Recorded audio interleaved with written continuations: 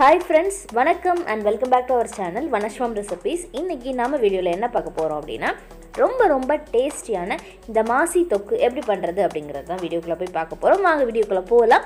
அதுக்கு முன்னாடி இப்போதான் நம்ம சேனலை நீங்க ஃபர்ஸ்ட் பார்க்கறீங்க அப்படினா பிடிச்சிருந்தா subscribe பண்ணிக்கோங்க. கூடவே அந்த bell icon-ஐயும் டிங்னு கிளிக் பண்ணிக்கோங்க. அப்பதான் நான் போடுற எல்லா வீடியோஸும் உங்களுக்கு நோட்டிஃபிகேஷன் வரும். நீங்களும் மிஸ் பண்ணாம பார்க்கலாம். சரி வாங்க வீடியோக்குள்ள போலாம். இப்போ வந்து நான் ஒரு சின்ன பீஸ் மாசி எடுத்துர்க்கேன். இது வந்து dried fish அப்படினு நம்ம சொல்லுவோம். ரொம்ப டேஸ்டா இருக்கும். இது வந்து நம்ம ஒரு சின்ன உரல்ல போட்டு நல்லா நுணுக்கி எடுத்துக்கலாம். ரொம்ப ஃபைன் பவுடரா வரணும் அப்படிங்கிறதுலாம் அவசியம் கிடையாது. பட் ஓரளவு நம்ம பவுடரா ஆக்கிக்கலாம். இதே வந்து டைரக்ட்டா மிக்ஸிலலாம் அடிக்க முடியாது. அதனால இத நுணுக்கிட்டு அதுக்கு அப்புறம் வேணா மிக்ஸில போட்டுக்கோங்க. இப்போ வந்து நம்ம நல்லா நுணுக்கி எடுத்தாச்சு. இப்போ இத வந்து ஒரு பவுலுக்கு நம்ம ட்ரான்ஸ்ஃபர் பண்ணிக்கலாம். இது வந்து ஒரு சின்ன பீஸ் மாசியே ஒரு 5-6 பேர் கிட்ட கரெக்ட்டா தாராளமா சாப்பிடலாம். இது இருக்கட்டும் இப்போ வந்து ஒரு பவுல்ல நான் தேங்காய் பீசஸ் எடுத்து வச்சிருக்கேன். இதுக்கு ரொம்ப முக்கியமான விஷயம் வந்து தேங்காயும் வெங்காயமும் ரொம்ப முக்கியம். இது ரெண்டும் இருந்தா அட்டகாசமா இருக்கும். இதுக்கு அடுத்து நான் வந்து பச்சை மிளகாய் எடுத்து வச்சிருக்கேன். நான் வந்து காரத்துக்கு தகுந்த அளவுல நீங்க எடுத்து வெச்சுக்கோங்க. நான் ரெண்டே தான் எடுத்துர்க்கேன். இப்போ நம்ம ஒரு மிக்ஸர் ஜார்ல நம்ம கட் பண்ணி வச்சிருக்க தேங்காயை போட்டுக்கலாம். அதுக்கு அப்புறம் மிளகாய் ஆட் பண்ணிக்கலாம். ஃபர்ஸ்ட் இது நான் ரெண்டையும் அரைச்சு எடுத்துட்டு வந்துறேன். அவ்வளவுதான் அரைச்சு எடுத்தாச்சு. ஃபர்ஸ்ட் இது ரெண்டையும் அரைச்சு எடுத்துக்கோங்க. அதுக்கு அடுத்து நம்ம அடுத்த இன்கிரிடியன்ட்ஸ் ஆட் பண்ணா கரெக்ட்டா இருக்கும். இது வந்து ரொம்ப பேஸ்டா அரைக்க கூடாது. கொரகொரப்பா அரைச்சுக்கோங்க. தண்ணி விடாம அரைச்சு எடுத்துக்கோங்க ஃபர்ஸ்ட். இதுக்கு அடுத்து நம்ம எடுத்து வச்சிருக்க சின்ன வெங்காயம் போட்டுக்கலாம். நீங்க சின்ன வெங்காயம் நிறைய ஆட் பண்ணீங்கன்னா ரொம்ப நல்லா இருக்கும்.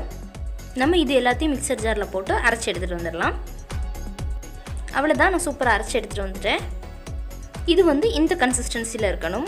இந்த மாதிரி தண்ணியே நீங்க விட வேண்டாம். வெறுமனையா நீங்க அரைச்சாலே போதும். கரெக்ட்டான கன்சிஸ்டன்சி வந்துரும். கொரகொரப்பாவே அரைச்சாலே உங்களுக்கு கரெக்ட்டா இருக்கும்.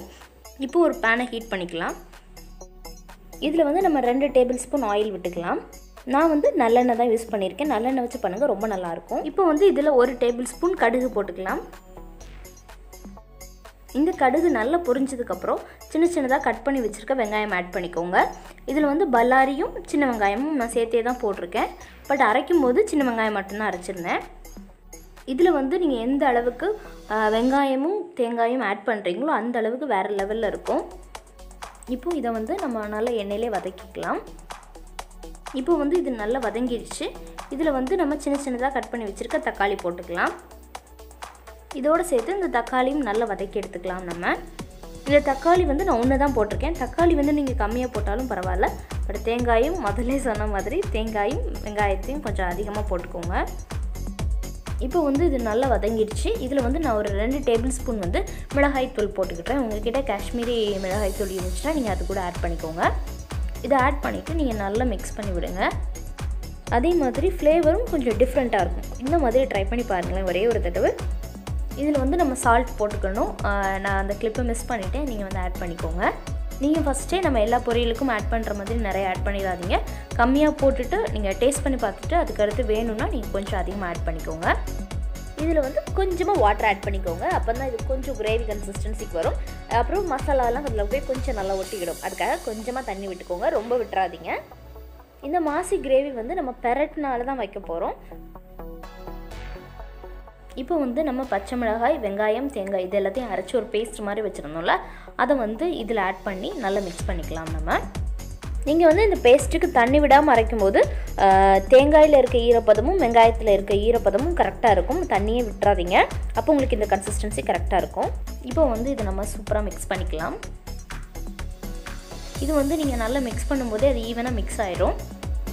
நீங்கள் வந்து நல்லா மிக்ஸ் பண்ண அந்த ஒயிட் கலர் தேங்காயோட கலர் வந்து தெரியாமல் நல்லா ரெட் கலர் ஆகிடும். அதனால இதை நீங்கள் நல்லா மிக்ஸ் பண்ணிக்கோங்க. இப்போ வந்து இந்த கிரேவி நல்லா குக் ஆகிடுச்சு.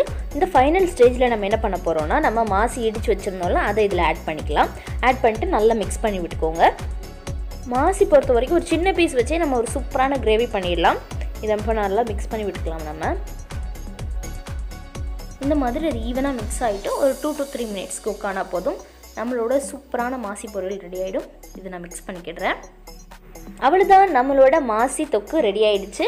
உங்க எல்லாத்துக்கும் இந்த ரெசிபி ரொம்ப பிடிச்சிருக்கும் அப்படி நினைக்கிறேன். கண்டிப்பா உங்க வீட்ல ட்ரை பண்ணி பாருங்க. ட்ரை பண்ணி பார்த்துட்டு இந்த ரெசிபி எந்த அளவுக்கு உங்களுக்கு பிடிச்சிருந்துச்சு அப்படிங்கறதை எனக்கு கமெண்ட் பண்ணுங்க. உங்கள் எல்லாத்துக்கும் இந்த வீடியோ பிடிச்சிருந்துச்சுன்னா லைக் பண்ணுங்கள், உங்கள் ஃப்ரெண்ட்ஸ் அண்ட் ரிலேட்டிவ்ஸோட ஷேர் பண்ணுங்கள். மறக்காமல் நம்ம சேனல் வனஸ்வரம் ரெசிபீஸை சப்ஸ்கிரைப் பண்ணிக்கோங்க.